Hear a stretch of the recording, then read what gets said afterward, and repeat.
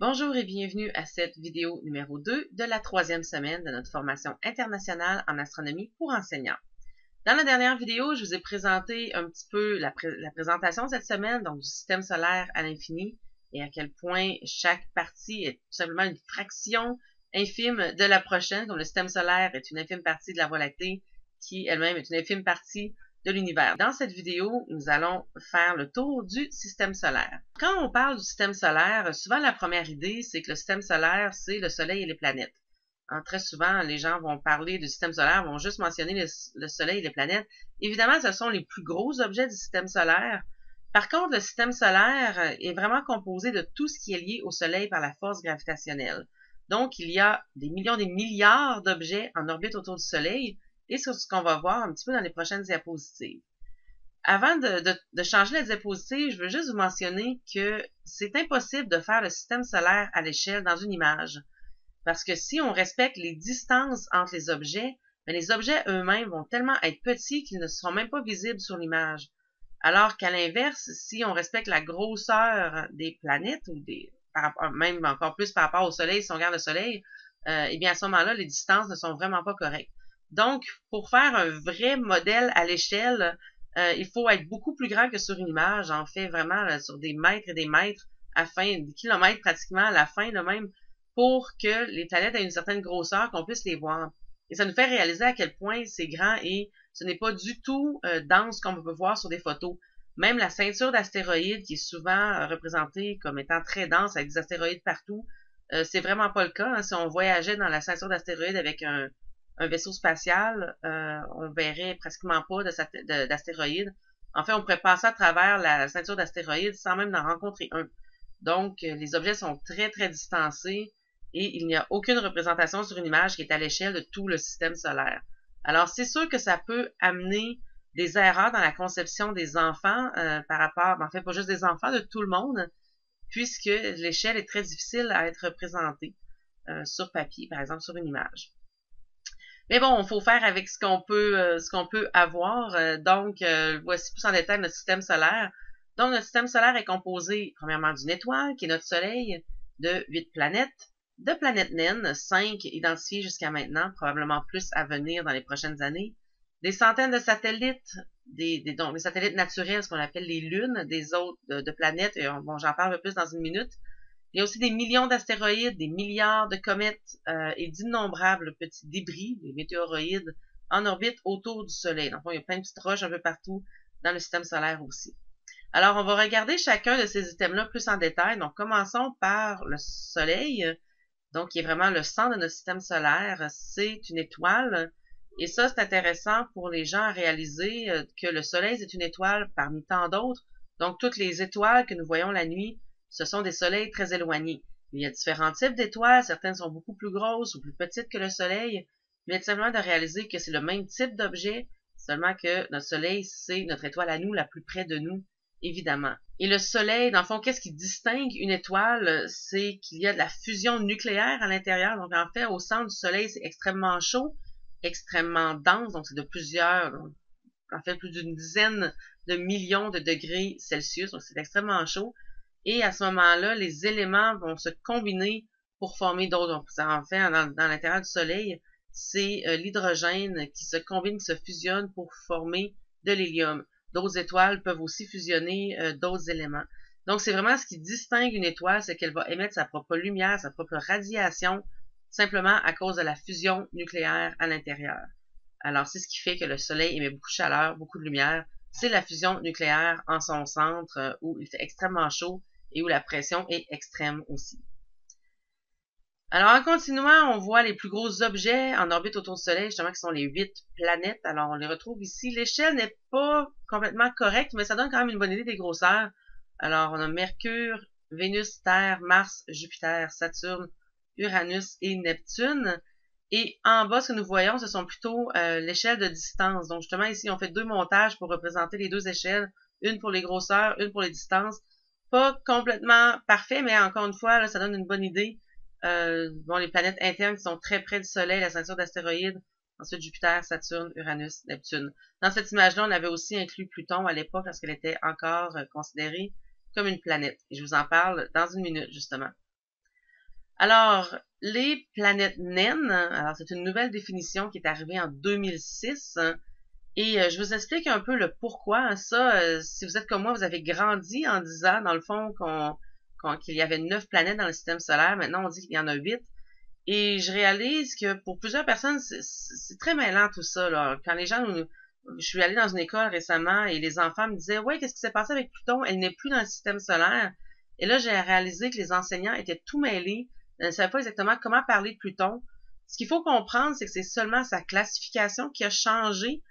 Pluton est toujours là, toujours aussi intéressante. D'ailleurs, cette image-ci pourrait être mise à jour maintenant que nous avons les nouvelles images de Pluton et de Charon, sa lune principale.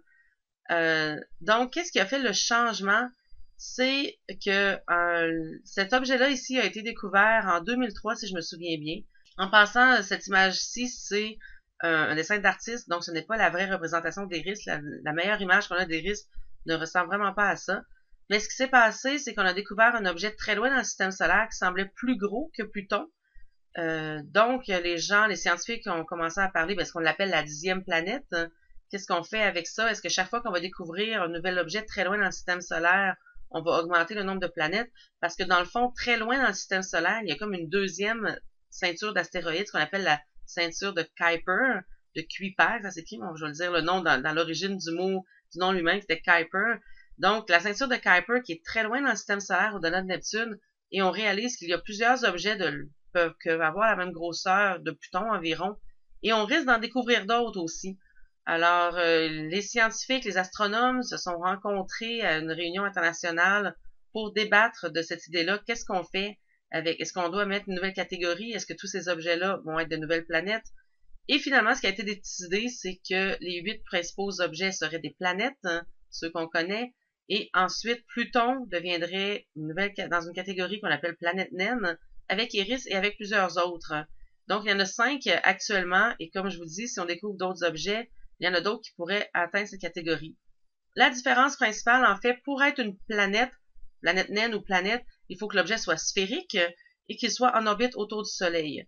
Donc, ça, c'est les deux caractéristiques principales. Ce qui fait la différence maintenant entre planète naine et planète, c'est que les planètes naines, bon, justement, vont faire partie de la ceinture d'astéroïdes. Donc, elles vont partager leur orbite avec plusieurs autres objets similaires, alors que les planètes sont vraiment le plus gros objet dans leur région et vraiment dominent leur région orbitale.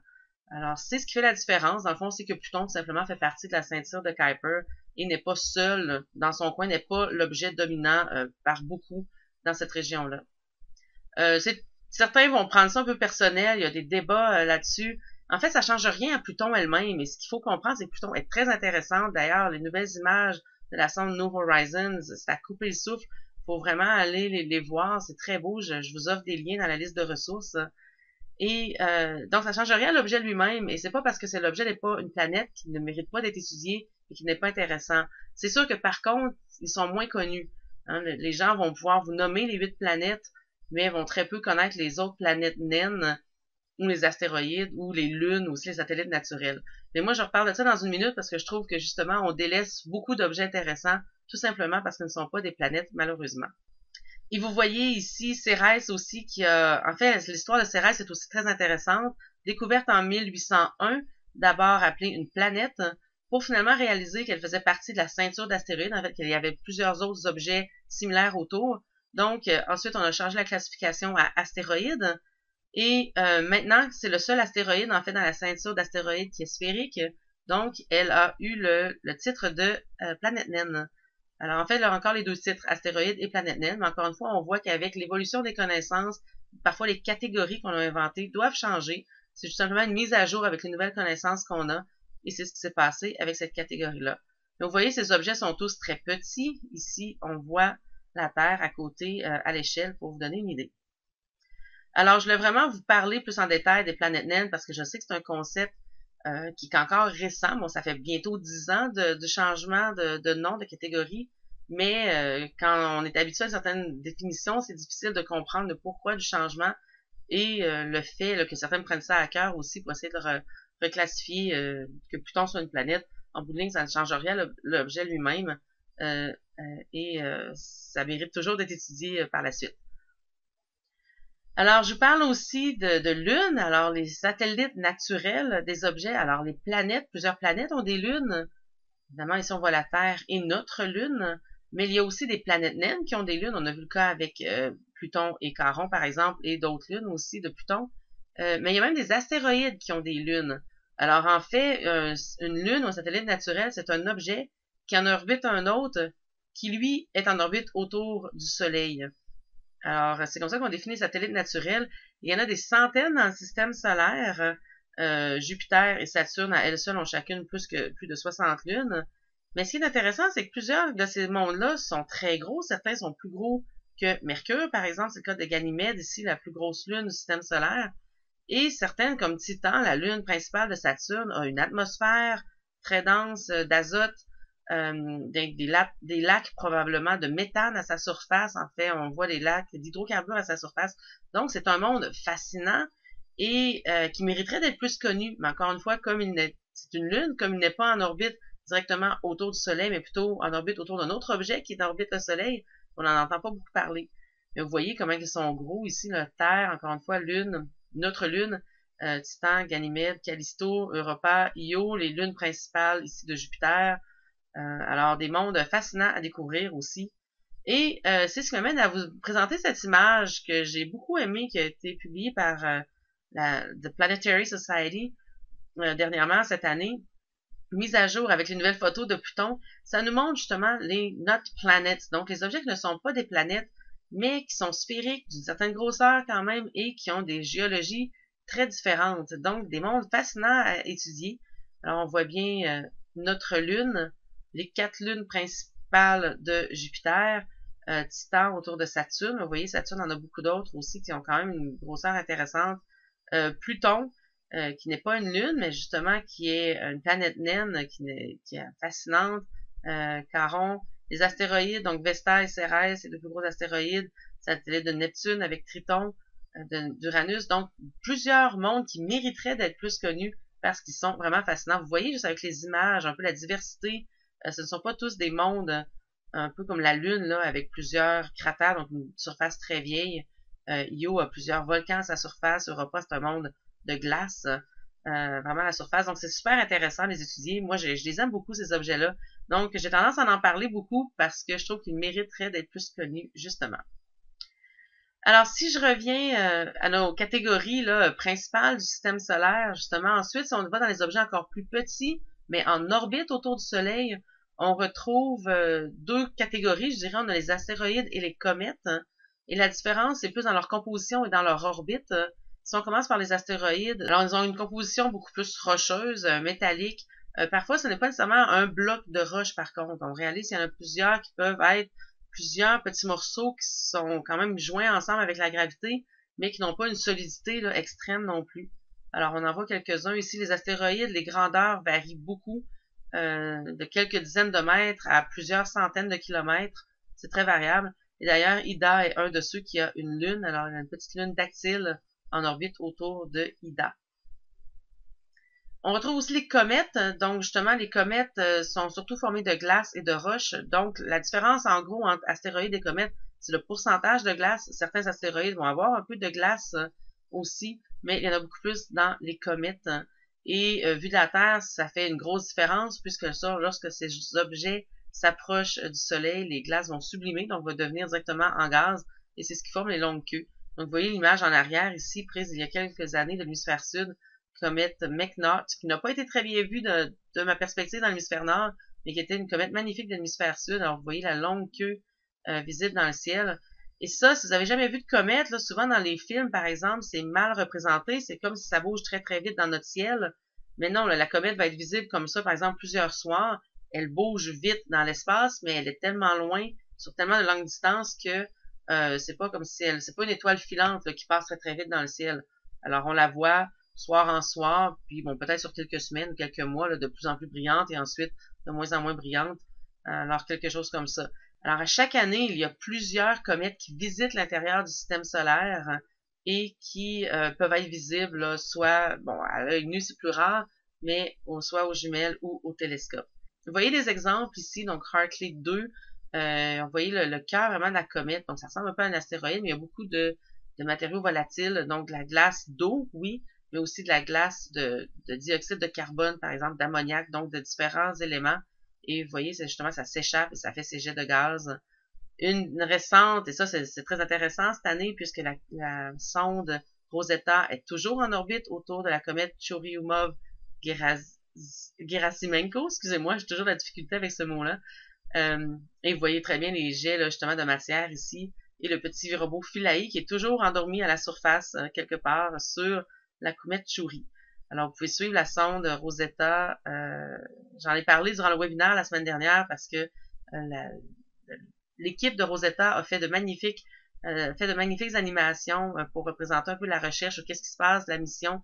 Alors, je vous recommande fortement d'aller les regarder, les petites animations. Il était une fois, en fait, Once Upon a Time, qui ont été traduites dans plusieurs langues.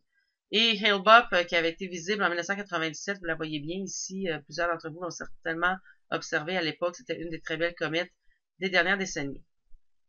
Alors justement, la différence entre astéroïdes et comètes, c'est beaucoup la composition. Les orbites aussi sont assez différents. Les comètes, souvent, vont partir de très loin dans le système solaire, se rapprocher du Soleil et retourner très très loin. Donc des orbites très très allongées, très elliptiques. Certaines vont revenir aux quelques années, mais la plupart vont prendre beaucoup de temps avant de revenir. Donc, voici un portrait des principaux objets du système solaire. Ici, l'échelle des grandeurs est plus respectée. Alors, vous voyez que les planètes naines sont des points, mais les planètes ici, on voit bien, entre autres, la Terre, quand elle est petite à côté de Jupiter, Saturne, ce sont vraiment les géantes ici par rapport aux 4 premières, les planètes terrestres, donc surface solide et plus petite, alors que celles-ci n'ont pas de surface solide. Ce qu'on voit, en fait, ce n'est pas la surface solide. Probablement qu'elles ont un noyau solide à l'intérieur, très loin. C'est vraiment une enveloppe de gaz. Et donc, ça serait très différent. On ne pourrait pas atterrir sur Jupiter. On ne peut pas aller cogner notre pied à la surface de Jupiter comme on peut le faire sur la Terre. Donc, des mondes très différents. Et ces 4 mondes-là ont des anneaux, mais les seuls qu'on peut vraiment bien voir de la Terre, ce sont ceux de Saturne, qui sont d'ailleurs magnifiques. À travers un télescope, si vous avez la chance d'observer Saturne, ça vaut la peine. Vous avez le Soleil ici, aussi pour vous donner une idée de la grosseur du Soleil par rapport à ces objets-là. Alors, le système solaire ne s'arrête quand même pas là. Comme je vous ai parlé plus tôt, il y a aussi la ceinture de Kuiper. Donc, ici, on va commencer par l'encadrer. Ici, ça, c'est vraiment les limites de notre système solaire. Alors, on voit l'orbite de Pluton, l'orbite ici d'un autre objet de la ceinture de Kuiper, et vous voyez une représentation. Là, encore une fois, ce n'est pas dense comme ça, parce qu'on ne peut jamais mettre les astéroïdes à l'échelle dans une image comme ça. Mais il y a beaucoup d'objets dans cette ceinture-là, là, au-delà de Neptune. Et tout ça rentrerait ici, dans le petit rectangle bleu. Et ici, c'est ce qu'on appelle le nuage d'Oort. Il contiendrait des milliards de comètes. En fait, on ne peut pas l'observer directement, mais comme les comètes nous proviennent de très très loin dans le système solaire, plongent vers le Soleil et retournent très très loin, on peut imaginer qu'il y a comme un réservoir de comètes très très loin et que parfois certaines vont plonger justement vers l'intérieur du système solaire. Alors, encore une fois, ce n'est pas aussi dense, les comètes devraient être invisibles à l'échelle, mais c'est juste pour vous montrer qu'il y a une région très très large au système solaire, bien au-delà des orbites des planètes qu'on connaît ou des objets qu'on connaît.